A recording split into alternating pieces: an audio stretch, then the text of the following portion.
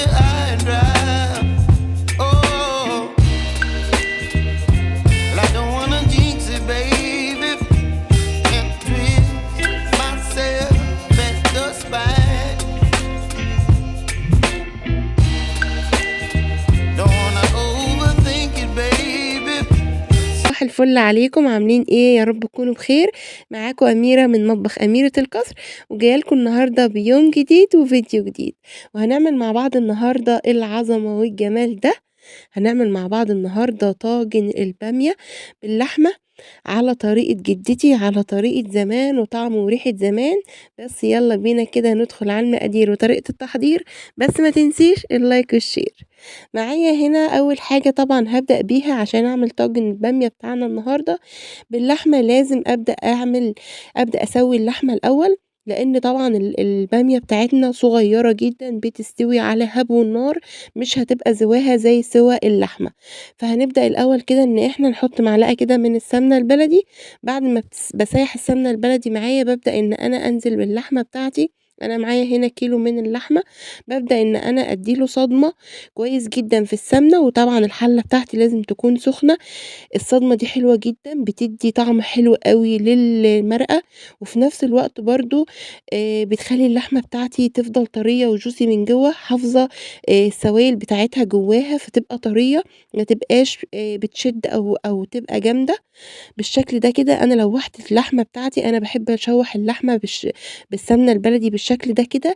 بتفرق جدًا التكاية دي في طعم الحاجة، بتدّي ريحة حلوة أوي للأكل، وبتدّي طعم حلو أوي للمرقة. خلاص أنا باشوّحها كده من غير لسه أي توابل. بعد كده بابدأ أول ما بتبقى خلاص ما بتنزّلش أي سوايل منها، بابدأ أحط بقى كده شوية كده من الفلفل الأسود، وباحط جزراية وطماطماية وبصلاية. البوكيه جرنيه بتاعي اللي معتمداه في أي سليق، سواء سليق لحمة أو سليق فراخ، بيدّي طعم حلو أوي للمرقة. بعد كده باكون مسخّنة مَيّة معايا في الكاتل بالشكل ده كده أو في أي حاجة، وبعد كده بابدأ أزوّد اللحمة بتاعتي بالمَيّة المغلية. ودي خطوة مهمة جدًا، ما تزوّديش اللحمة بتاعتِك وهي على النار مَيّة ساقعة خالص، لإن بتخلّيها بتغيب في السِوَى، وفي نفس الوقت بتبقى بتجلِّد كده أو بتبدأ تشِد. خلاص أسيب اللحمة بتاعتي بقى تستوي 3/4 سِوَى كده على نار هادية، وبعد كده يالّا بينا نبدأ نعمل أهم حاجة النهارده، وهو الطبق الرئيسي بتاعنا اللي هو طاجن البامية القمر. طاجن البامية باللحمة ده بيبقى حاجة تانية، بيبقى حاجة لها ريحة كده حلوة، بالذات لمّا بنعمله في طواجن الفخار. هابدأ كده الأول برضه بمعلقة سمنة، وبعد كده هانزل عليها باللية. الليّة دي بتفرق جدًا، جدًا، جدًا في طعم أي خضار أو طعم الطواجن، بتدّيها ريحة ونكهة حلوة أوي. لو ما عندكيش ليّة ممكن تستعملي الدهن اللي هو بييجي مع اللحمة. بتاخدي حتّة من الدهن كده، دايمًا الجزار تلاقيه حاطط لِك حتّة مع اللحمة كده فوق اللحمة، أو بتبقى من الميزان حسب بقى الجزار.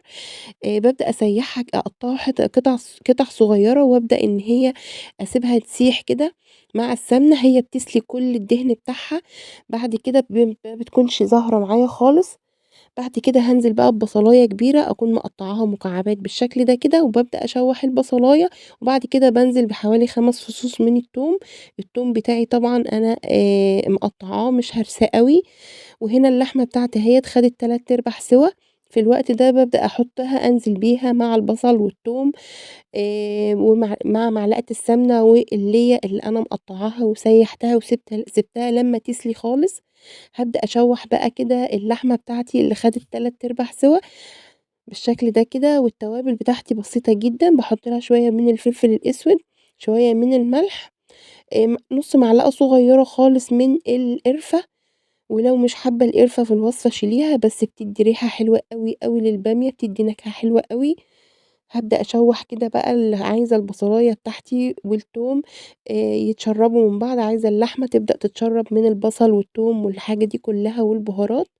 بعد كده باكون ضاربة حوالي نُص رِتل من الطماطم، ما باحطش طماطم كتير، نُص رِتل من الطماطم. طبعًا الطماطم بتاعتي فريش. بابدأ أضربها في الخلاط وباصفّيها طبعًا، وبانزل على اللحمة بتاعتي. أنا عايزة اللحمة بتاعتي الربع السِوَى اللي فاضل يستوي في الصلصة بالشكل ده كده. خلاص شُفتِ بقى اللحمة شربت كده من الصلصة، غيّرت من طعم اللحمة خالص كمان، والصلصة خدت من طعم اللحمة.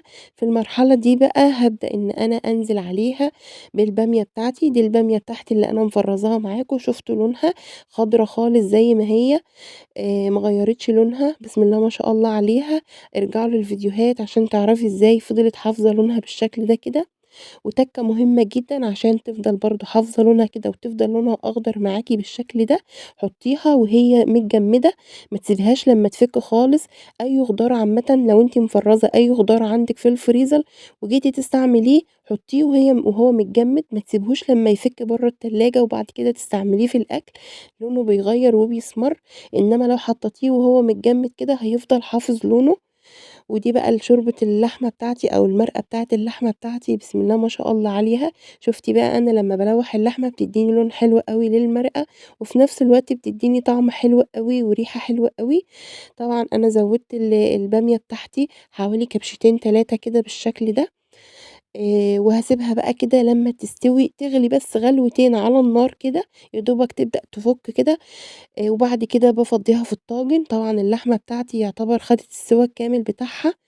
والبامية ما بتاخدش سِوَى، البامية بتستوي يعني يا دوبك غلوتين 2 وباطفّي عليها. خلاص في المرحلة دي باجيب بقى طاجن فخار عندي بالشكل ده كده، ده الطاجن الفخار البلدي بتاعنا اللي هو بيبقى محروق في الفرن، بيدّي ريحة حلوة أوي، أوي، أوي، أحسن كمان من الطواجن التانية اللي هي أصلًا بتيجي مطلية. أنا عندي هنا الكمية طاجن الواحد ما خدش الكمية، حطيته هنا في طاجن صغير أهوّة من اللي هو المطلي اللي باقول لكم عليه، وحطيت بقية الكمية في الطاجن الكبير ودخّلتها الفرن تحت الشواية، خدت لون دهبي بالشكل ده وبالجمال ده.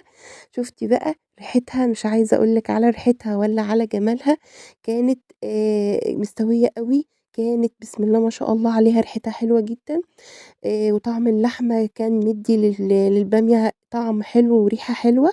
ده الطاجن الفخار التاني بسم الله ما شاء الله عليه، كانت ريحته جميلة جدًا، كانت قالبة ريحة الشقة. ريحة الفخار حلوة أوي بالذات لمّا بتحطيها في الفرن وبتحطي فيها طواجن. ولو عجبِك بقى الفيديو وعجبِك محتواه ما تنسيش تنزلي تعملي لايك وشير وسبسكرايب لقناة مطبخ أميرة القصر، ما تنسيش تفعّلي زر الجرس وتدوسي على الكل عشان كل جديد مني يوصل لِك بإشعار. وعملت معاها هنا مع الطاجن البامية القمر باللحمة ده، عملت معاه شوية رز بشعرية حلوين كده هيعجبوكِ. بس يالّا بقى لو عجبِك الفيديو انزلي اعملي لايك وشير وسبسكرايب لقناة مطبخ أميرة القصر، وبألف هنا وشفا على قلبكم يا رب. ويا ريت تطبّقوا الوصفة وتبعتوا لي التطبيقات بتاعكم على حسابي على الفيسبوك، حساب مطبخ أميرة القصر.